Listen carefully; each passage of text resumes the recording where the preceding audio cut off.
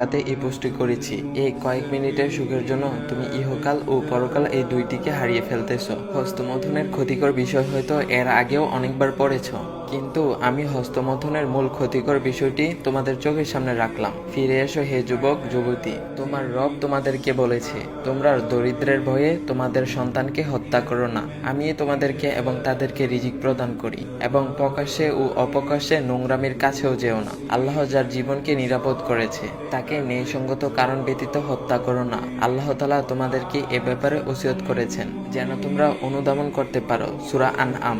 আল্লাহ তাআলা আমাদের সবাইকে এই খারাপ কাজ এবং এই হারাম কাজ থেকে বিরত থাকার তৌফিক দান করুক। সবাই বলি আমিন। আশা করি ভিডিওটি আপনার কয়েকজন ফ্রেন্ডকে শেয়ার করবেন অথবা মেনশন করবেন। হতে পারে আপনার শেয়ার করা ভিডিওটি দেখে কারো পরিবর্তন আসতে পারে।